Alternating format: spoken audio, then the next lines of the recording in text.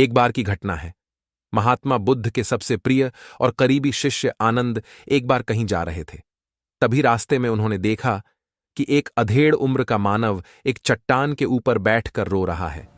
ये देखकर आनंद वहीं रुक गए और उस मानव के पास जाकर उसके दुखी होने का कारण पूछा। वह मानव अपने आंसू पोंछते हुए बोला, मैं यहीं पास के ही गांव का रहने वाला एक बदनसीब व्यापारी हूं।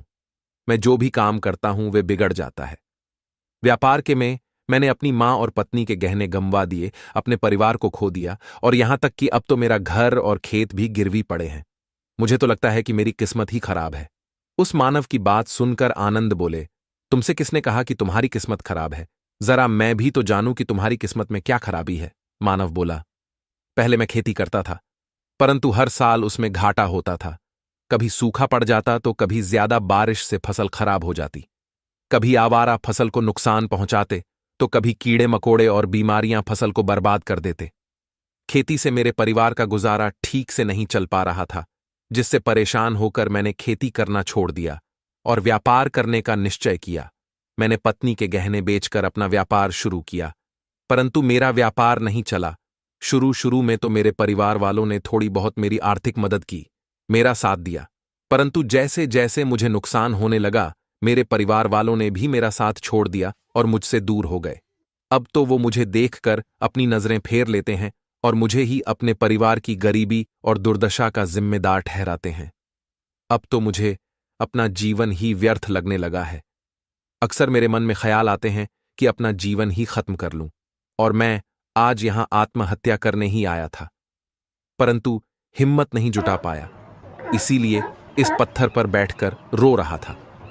दूसरी तरफ मेरा एक मित्र है, हम दोनों ने एक ही साथ व्यापार शुरू किया था, परंतु वो आगे बढ़ गए और मैं पीछे रह गया। मेरी इस असफलता की वजह से वह हर समय मुझे नीचा दिखने का प्रयत्न करता रहता है और वह अक्सर मेरे घर आकर अपने सफलता की बड़ी बड़ी बातें करता है।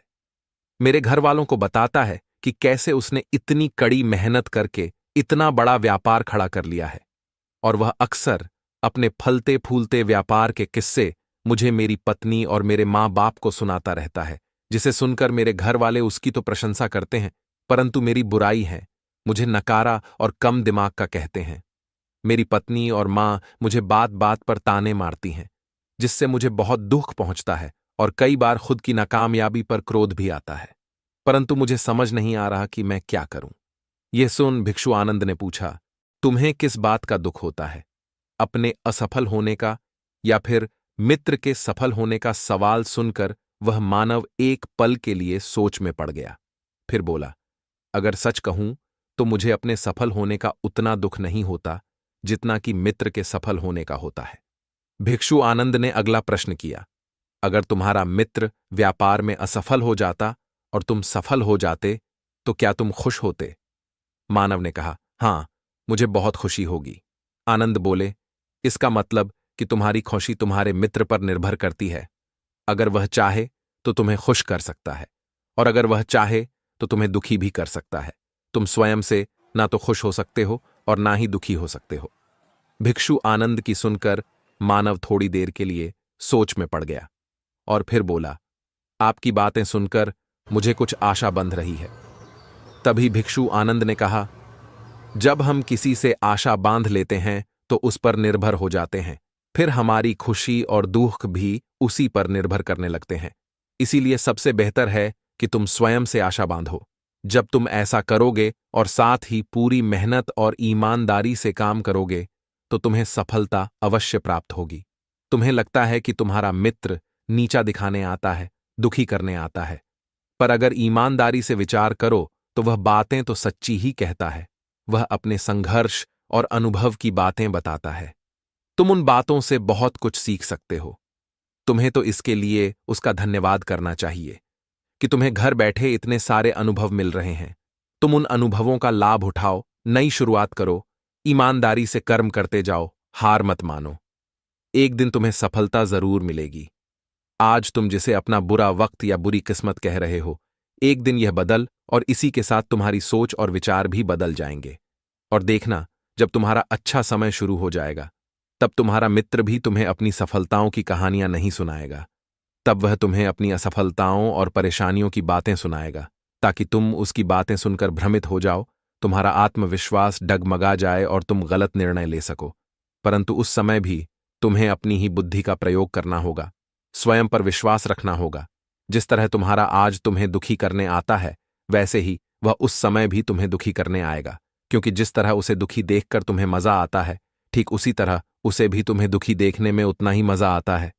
मानव ने कहा, आपने सही कहा मुनिवर, परंतु मेरा सबसे बड़ा दुख ये है कि मेरे परिवार के लोग भी इसमें शामिल हैं।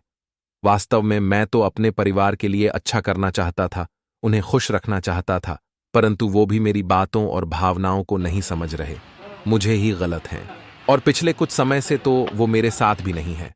भिक्षु आनंद ने उस मानव को समझाते हुए कहा, हम हमेशा चाहते हैं कि हम जो कुछ भी करें, लोग उसके लिए हमारी प्रशंसा करें, परंतु आम तौर पर ऐसा नहीं होता। लोग हमारे कोशिशों की तारीफ नहीं करते, जिससे हम दुखी हो जाते हैं। हमें लगने लगता है कि हमारे मित्र, रिश्तेदार, घर वाले सब स्वार्थी हैं। परंतु अगर तुम किसी को अपना परिवार मानते हो और उसके लिए कुछ करना चाहते हो, तो फिर तुम ऐसा क्यों कि तुम दूसरों के लिए कुछ कर रहे हो? वास्तव में तुम अपनी खुशी के लिए कुछ कर रहे हो, क्योंकि उन्हें खुश देखकर तुम्हें खुशी होती है।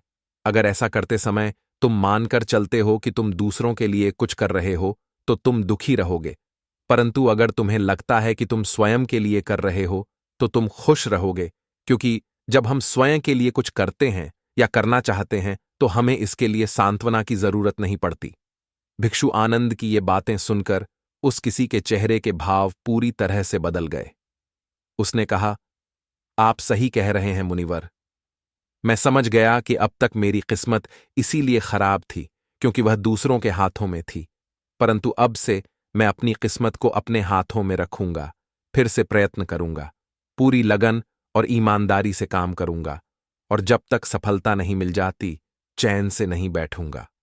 उस मानव की बात सुनकर भिक्षु आनंद मुस्कुराए और उसे एक छोटी सी डिबिया देते हुए कहा, इस डिबिया को हमेशा अपने साथ रखना। इसमें एक ऐसा मंत्र है जो तुम्हें बड़े से भी बाहर निकाल लेगा, परंतु इस डिबिया को तभी खोलना जब तुम्हारे सारे रास्ते बंद हो जाए, कोई उम्मीद नजर ना आए और तुम्हें लगने लगे कि सब व्यर्थ है, यह दुनिया व्यर्थ है और यहां रहना भी व्यर्थ है। मानव ने भिक्षु आनंद का धन्यवाद किया और उस डिबिया को लेकर अपने घर वापस आ गया। उसने नए उत्साह के साथ दोबारा अपने व्यापार की शुरुआत की और इस बार उसका व्यापार चल पड़ा। अपनी मेहनत और लगन के बल पर बस कुछ ही सालों में वह एक बड़ा व्यापारी गया। उसके परिवार वाले भी उसके साथ आ गए और उसका जीवन बहुत ही सुख, शांति और समृद्धि के साथ बीतने लगा। परंतु समय और किस्मत के खेल को आज तक ना कोई समझ पाया है और ना कोई समझ पाएगा। ये सदा एक जैसा नहीं रहता, ये बदलता रहता है। उस मानव के जीवन में ही बदलाव आया। वह मानव जिस राज्य में रहता था, उस राज्य पर पड़ोसी राज्य के राजा ने हमला कर दिया। उस हमले और लूटमार में उस मानव का सारा धन भी लूट लिया गया। उसकी दुकानें और घर सब जला दिए गए। जान बचाने के उसे अपने परिवार के साथ वहां से भागना पड़ा। मानव अपने परिवार के साथ कई दिनों तक इधर उधर भटकता रहा। वह दाने दाने को मोहताज हो गया। उसका बच्चा बीमार हो गया और इलाज के अभाव में बीमारी से बुरी तरह तड़पने लगा। यह देखकर उसका हृदय चीत्कार कर उठा। उसके पास अपने बेटे के इलाज और परिवार को खिलाने के लिए धन के नाम पर एक सिक्का भी नहीं था। वह अंदर से बुरी तरह से टूट गया। ऐसे में उसे एक बार फिर से निराशा ने घेर लिया। उसे लगने लगा कि उसका जीवन व्यर्थ है, सारी दुनिया व्यर्थ। परंतु तभी अचानक उसे भिक्षु आनंद द्वारा दी गई डिबिया की याद आई। उसने बड़ी उत्सुकता के साथ उसे खोला। उस डिबिया के अंदर एक पर्ची रखी हुई थी। उस पर्ची पर कुछ लिखा हुआ था। उस पर्ची को पढ़कर उसकी आंखों के सामने छाया हुआ निराशा का अंधेरा छट गया और वह एकदम से मुस्कुरा उठा। उस पर्ची पर लिखा था, यह वक्त भी गुजर जाएगा दोस्तों। यह कहानी हमें सिखाती है कि समय के खेल को समझना संभव है। यह हमेशा बदलता रहता है। इसीलिए बुरी परिस्थितियों हमें अत्यधिक निराश नहीं होना है, आत्मविश्वास बनाए रखना है, क्योंकि समय बदलता जरूर है। आज बुरा है तो कल अच्छा भी जरूर आएगा। धन्यवाद।